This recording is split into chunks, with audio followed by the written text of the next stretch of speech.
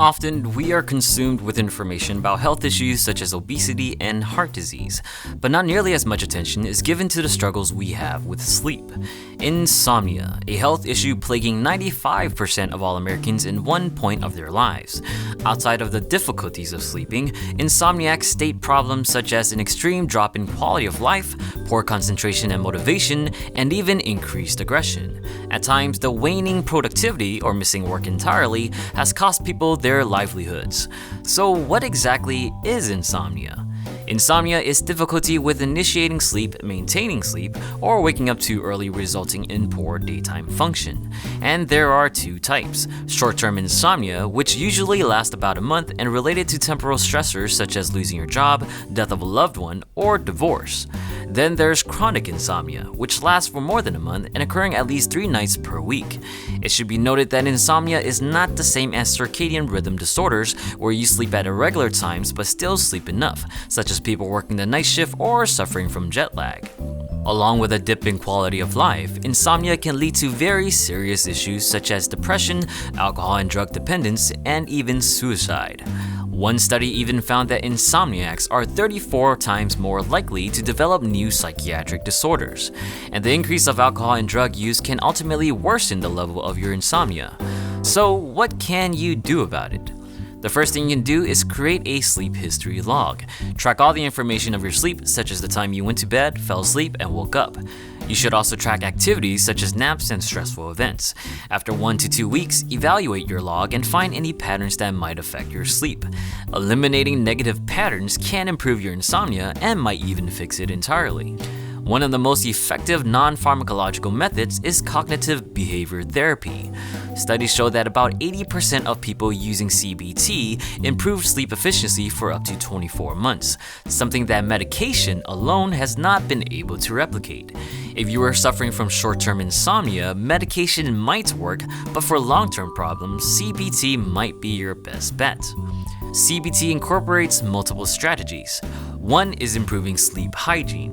That can mean manipulating your sleep environment, such as buying a mattress or pillow to your fitting and keeping your room at a comfortable temperature.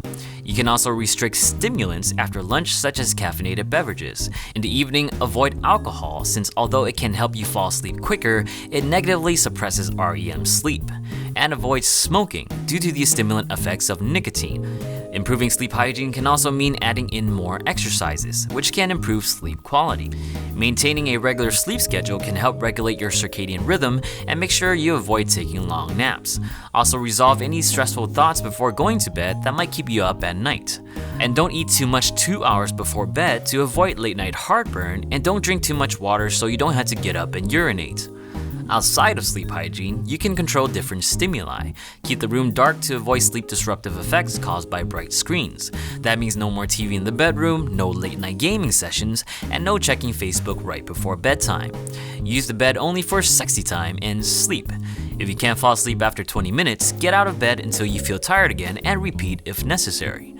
Cognitive and mental therapy is important as well. Retrain your negative thoughts of insomnia and establish a realistic approach to fixing it. You can try talking to a loved one about the matter for extra social support. Some have seen improvements using paradoxical intention therapy, which is similar to reverse psychology. Basically, you're telling yourself to stay awake to reduce the fear of not falling asleep in hopes of you ultimately falling asleep. There are also relaxation therapies. Since people with insomnia have increased cerebral activity, relaxation therapies are meant to slow that down. Such therapies include meditation, deep breathing, and progressive muscle relaxation, where you tense and relax large muscle groups in the body, starting with the feet, then moving to your facial muscles. And one final CBT strategy is sleep restrictive therapy. The concept is to limit time in bed in order to increase desire to sleep. This deprives you of sleep, which can promote falling asleep faster and improve sleep quality. It might sound backwards, but studies do show that there is some merit to it. Now, you might have heard that antihistamines might help with sleep, such as Benadryl and Unisom. However, the effect is only minimal and actually might reduce sleep quality and make you feel drowsy. In the same light, you might have seen melatonin and valerian root advertised to improve sleep, but no sufficient scientific evidence has ever been shown. Melatonin, however, can be effective if you're struggling with circadian rhythm sleep disorders, but not so much for insomnia.